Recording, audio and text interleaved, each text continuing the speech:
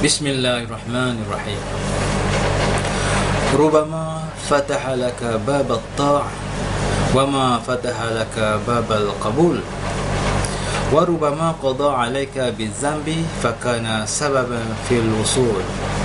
Rubama, mungkin, fataha laka, Allah Ta'ala membuka kepada kamu bab at-ta'ah, bab ataupun pintu melakukan taat. Wama, dan tidak, fataha laka, tidak Allah bukakan kepada kamu babal qabul. Babal qabul maksudnya pintu diterima doa. Mungkin Allah buka pintu taat, dan mungkin Allah Ta'ala dalam masa yang sama Allah Ta'ala tidak buka pintu kabul.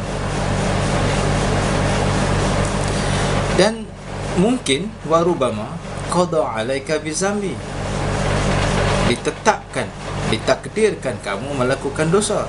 Fakana, dan dia menjadi sebab. Fakana sababan, dan dosa tadi menjadi sebab pilusuli, untuk sampai kepada Allah Ta'ala.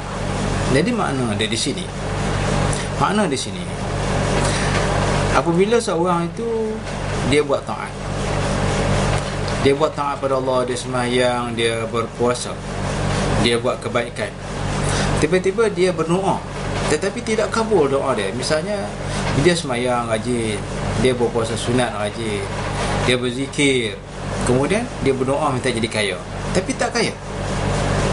Allah Ta'ala tutup pintu kabul tu, jadi dia tak jadi kaya, dia jadi miskin. Kalau katalah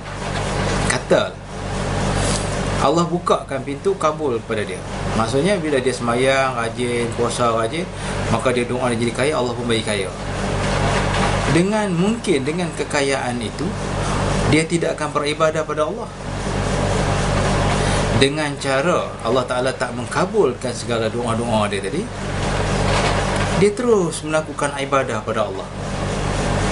Sama juga dengan orang yang melakukan dosa. Warubama, mungkin qada 'alaika bizambi, ditakdirkan dia tu melakukan dosa, buat dosa, kemudian dia bertaubat, fakana sababan fil usul.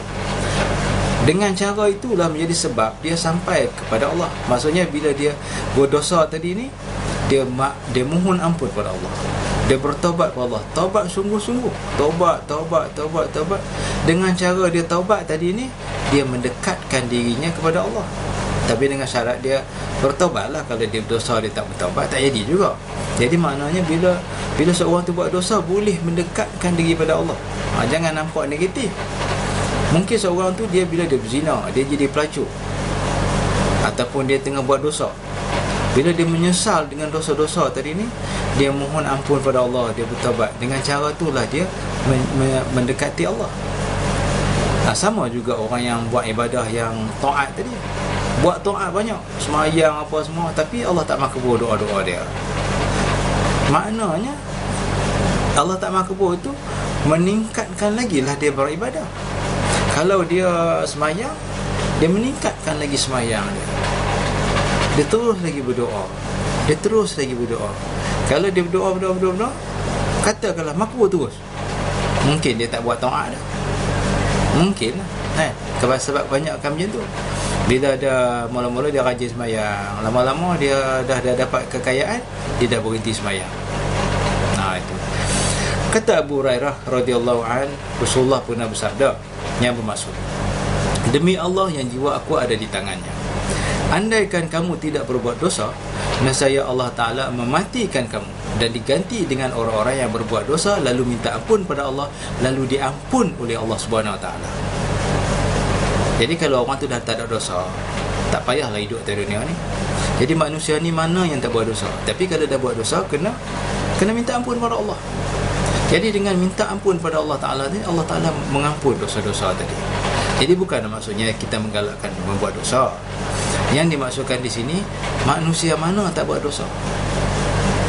Carilah manusia mana yang tak buat dosa. Setiap manusia buat dosa. Jadi setiap manusia buat dosa tu, dia kena merendah diri, dia kena minta ampun pada Allah, dia kena bertaubat. Dengan cara itulah dia boleh mendekatkan diri pada Allah Subhanahu Wa Taala. Jadi secara kesimpulan, Jadi secara kesimpulan, dosa-dosa yang kita telah lakukan dahulu, kita kena bertaubat. Dengan taubat itu kita mendekatkan diri pada Allah. Dan segala taat yang kita lakukan, yang kita berdoa pada Allah, kalau Allah Ta'ala tak makbulkan, jadi bukan maknanya Allah tak suka kita. Kita tengok dari segi positif. Kalau Allah Ta'ala tak makbul tu, Allah sayang kita, supaya kita menambahkan lagi doa, kita meningkatkan lagi taat, dan kita meningkatkan lagi taubat kepada Allah.